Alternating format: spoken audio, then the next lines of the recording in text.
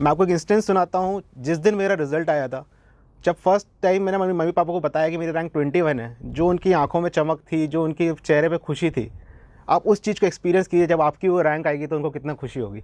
Hello everyone, myself Rahul Jain and I have secured AIR 21 this year in UPSC civil service examination. What to say about journey? It has been an amazing journey, full of roller coaster rides. Let me give a brief background about myself. I have done my graduation in chemical engineering from IIT Bombay and उसके बाद मैंने 1 साल job किया और उसके बाद मैंने civil service की तैयारी चालू करी थी. काफ़ी टफ टाइम्स थे. बहुत बार अभी लगा भी कि शायद नहीं होगा, ऐसा लगता था. कई बार मार्क्स नहीं आते थे, बट धीरे धीरे करके सब कुछ ओवरकम किया. मैं जितने भी एस्पिरेंट्स हैं उनको बस यही कहना चाहता हूँ कि आप हमेशा मोटिवेट रहें, अपनी एक स्ट्रैटेजी बनाएं, अपनी बुक लिस्ट रेडी करें, एक प्लान रेडी करें और इसके बाद कोई कुछ भी बोले उसको पॉजिटिव तरीके से क्रिटिसिज्म को लें. ये नहीं सोचें कि नहीं मैं गलत कर रहा हूँ, सही कर रहा हूँ. आप सोचें, लेकिन इससे आप डाउन ना हो. आपके मार्क्स नहीं आ रहे हैं, कोई बात नहीं. आप ये सोचें कि क्यों नहीं आ रहे हैं. आप ये नहीं सोचें कि मेरे से नहीं होगा. मुझे लगता है कि ये एग्ज़ाम 50% स्ट्रैटेजी 50% हार्डवर्क का है. हम हार्डवर्क तो करते हैं लेकिन हमारी स्ट्रैटेजी मिसिंग होती है, हमारा मोटिवेशन मिसिंग होता है. तो जब भी हो, एक अच्छे सीनियर से, एक अच्छे टीचर से आप इस चीज़ को कंसल्ट करें और हमेशा मोटिवेटेड रहें. आप ये सोचिए कि आप जब IAS या IPS जो भी एक पोजीशन पे चले जाएंगे, इसके बाद आप कितने लोगों की लाइफ अच्छी कर सकते हैं, आप कितना डेवलपमेंट कर सकते हैं, आप अपने एस्पिरेशंस पूरे कर सकते हैं. आप इसी चीज़ से मोटिवेटेड रहिए.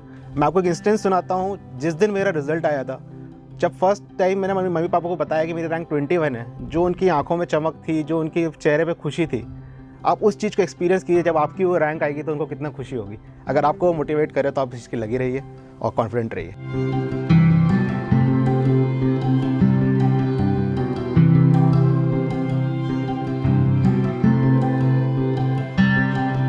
बिल्कुल सही बात है कि हम लोग को लगता है कि वो एक जो पैसा है वो दिखता है कि हर महीने सैलरी आ रही है, इसके बाद कैसे करेंगे, और एक सेल्फ डिपेंडेंसी हो जाती है. फिर फैमिली पे डिपेंडेंट होना पड़ता है, प्रिपरेशन टाइम पे आता है, ऐसे मोमेंट्स आते हैं. पर ये सोचिए कि जब आप वो जॉब कर रहे हैं, आप 12 घंटे 14 घंटे वहाँ जॉब कर रहे हैं, क्या आपको जॉब सेटिस्फाई कर रही है? क्या वो जॉब सेटिस्फेक्शन आ रहा है? क्या आपके एस्पिरेशंस जो थे आप वो कर पा रहे हैं पूरे? क्या आप रात को सोने से पहले एक हैप्पी माइंड से सो पा रहे हैं? अगर सब चीज़ें नहीं हो रही है तो डेफिनेटली आपको सोचना पड़ता है. वही थिंक ओवर करने का टाइम होता है और वही टाइम मेरे साथ आया था जब मैं 6 मंथ्स मेरे जॉब में हो चुके थे. मैं वही सोचता रहता था कि क्या मैं सही कर रहा हूँ, क्या गलत कर रहा हूँ. मुझे हैप्पीनेस नहीं होती थी. मैं अच्छा कर रहा था मेरी जॉब में, लेकिन वो कहीं ना कहीं वो मिसिंग था फैक्टर जो मुझे पर्सनली सेटिस्फाई करे. और आई थिंक उसी ने मुझे यहाँ पे लेकर आ गया पूरी चीज़.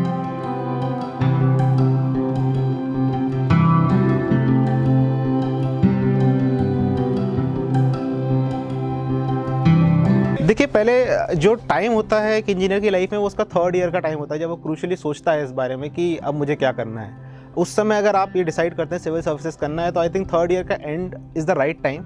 अगर आप जैसे नॉर्मली लोग प्लेसमेंट्स की तैयारी कर रहे होते हैं या गेट की या MBA की तैयारी कर रहे होते हैं, you can start UPSC preparation at that time. और आप उसके साथ स्टार्ट करें तो आप बेसिक बुक्स कवर कर सकते हैं, एक बेसिक स्ट्रैटेजी डेवलप कर सकते हैं, टॉपर्स टॉक सुन सकते हैं, लोगों से मिल सकते हैं. इंटरनेट इतना बड़ा टूल है कि आपको सब कुछ अवेलेबल हो सकता है, गाइडेंस. और जैसे ही वो हो, आप 1st ईयर प्रिपरेशन करेंगे तो आप जब आपके इंजीनियरिंग खत्म होने के बाद जब फील्ड पे आएंगे तो आप खुद ही देखेंगे कि you have a good margin ahead of other people. और फिर आप धीरे धीरे करके मेंस की आंसर राइटिंग स्टार्ट करिए. तो ये पूरा एक स्ट्रैटेजिक प्रोसेस है जिसको आप फॉलो करेंगे तो फिर ईजी रहता है करना. तो I think 3rd year is the tipping point जहाँ से आपको स्टार्ट करना चाहिए प्रिपरेशन.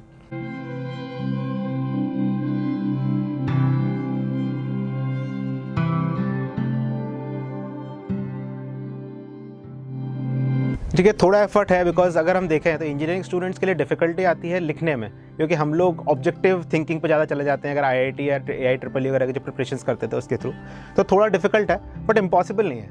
मैं कहता हूँ कि knowledge in any form is never senseless. अगर आपको किसी तरीके से नॉलेज मिली है तो आप उसे यूज़ कर सकते हैं. जैसे मैंने अपनी जो टेक्निकल नॉलेज थी उसका बहुत ज़्यादा यूज़ किया. किस तरीके से किया कि मैं अपने नोट्स उस तरीके से बनाता था. ठीक है, मेरे ब्रेन को वो टेक्निकल फॉर्मेट में चीज़ें जमती थी, तो मैंने ऐसा किया कि मैं नोट्स उसको इस तरीके से बनाऊँ कि शॉर्ट नोट्स बनाऊँ, उसको मैं कैसे ऑप्टिमाइज़ करके बनाऊँ, मेरी लैंग्वेज किस तरीके से हो सकती है.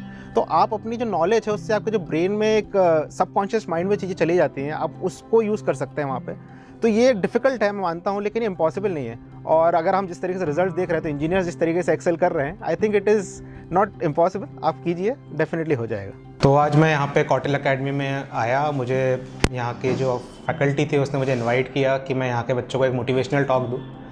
जब मैं यहाँ आया तो जिस तरीके से बच्चों ने अपने प्रश्न मुझसे पूछे, जिस तरह की क्वेरी उन्होंने करी, तो बड़ा अच्छा अनुभव हुआ, क्योंकि एक बहुत पॉजिटिव एनवायरनमेंट था. एक ऐसा लगा कि हाँ, यहाँ सब बच्चों में कुछ जुझारूपन है, कुछ कर दिखाने का। यहाँ की फैकल्टी भी उन्हें उतना ही मोटिवेट कर रही थी।